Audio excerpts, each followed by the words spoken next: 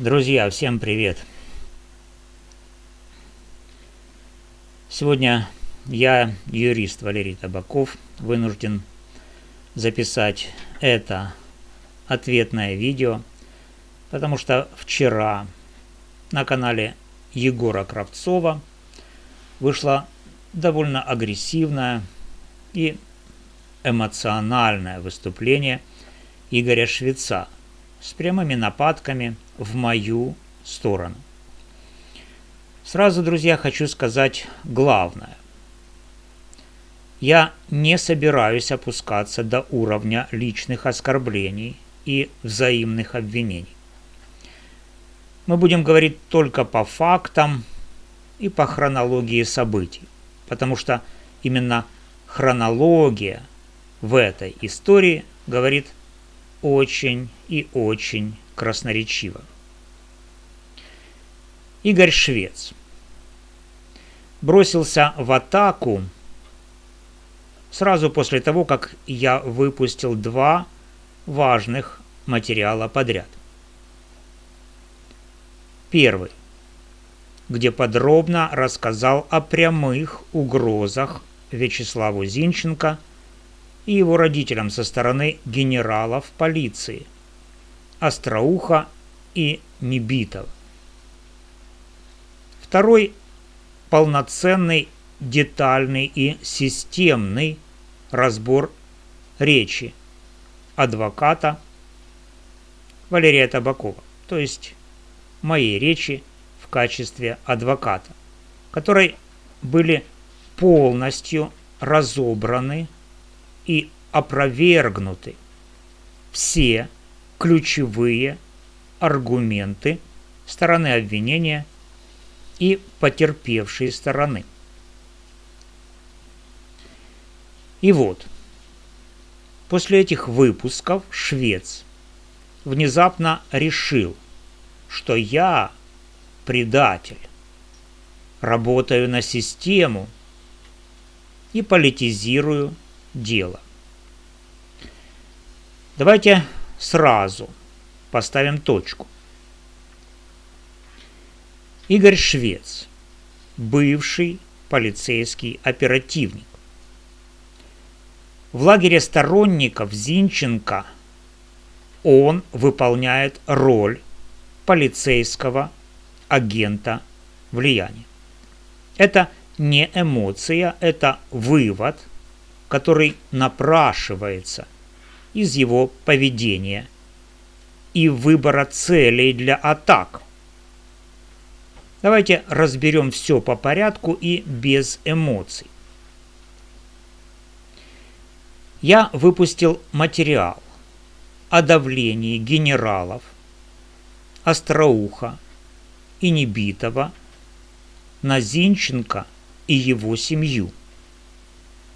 Эти генералы – бывшие коллеги и соратники Швеца по правоохранительной системе. Когда я начал говорить об этом открыто и с фактами, реакция последовала очень быстро. Вместо того, чтобы поддержать разоблачение давления на обвиняемого, Швец начал атаковать меня. Затем я выпустил большое видео с полным разбором выступления меня в качестве адвоката Зинченко. В нем я системно показал слабость доказательной базы обвинения. ДНК-экспертизу, которая дала положительный результат только с третьей попытки. При этом две первые экспертизы показали отсутствие ДНК Зинченко, противоречие между ДНК и одерологической экспертизой, запах на лавке, где нет ДНК, и ДНК на стуле, где нет запаха. Полное отсутствие самого оружия, по статье 263 УК, отсутствие доказанной идентичности Зинченко и человека в панамке и очках именно в момент выстрела 19 июля 2024 года и многое другое. Именно после этого видео швец выпустил свой ролик с жесткими нападками. Повторю еще раз. Игорь Швец в лагере сторонников Зинченко выполняет роль полицейского агента влияния. Его задача – не помогать юридической защите, а контролировать информационное пространство и атаковать тех, кто слишком глубоко и аргументированно разбирает реальные проблемы следствия и полиции. Особенно показательно, что Швеца сильно задел мой разбор выступления Мельничука.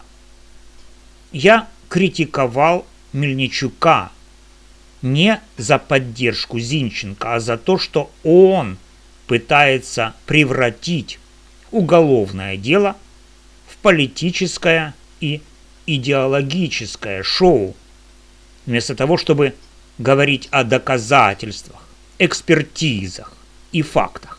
Именно это превращение уголовного процесса в политическую борьбу я назвал опасным и вредным для самого Зинченко.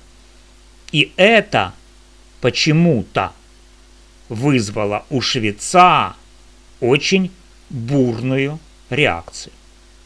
Друзья, давайте будем честными. Когда человек вместо обсуждения конкретных доказательств, отсутствия оружия, противоречия экспертиз, отсутствие идентичности в момент выстрела начинает обвинять оппонента в предательстве и работе на систему, это классический прием, когда по сути ответить нечего.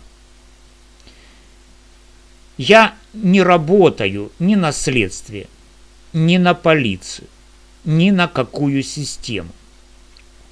Я работаю с открытыми материалами дела, с речами в судебных дебатах и с фактами, которые лежат на поверхности. И именно это, судя по всему, больше всего раздражает определенных людей внутри сообщества. Третий раз повторю то, что считаю важным. Игорь Швец в лагере сторонников Зинченко выполняет роль полицейского агента влияния.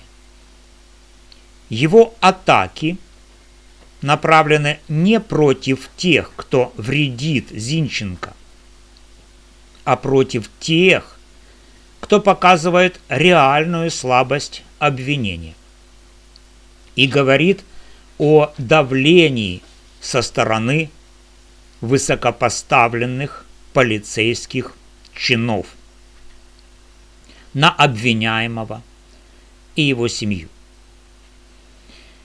Я продолжу делать свою работу, буду выпускать новые материалы, продолжать разбирать доказательства, говорить о фактах давления на обвиняемого и его семью и показывать, где именно обвинение проваливается юридически.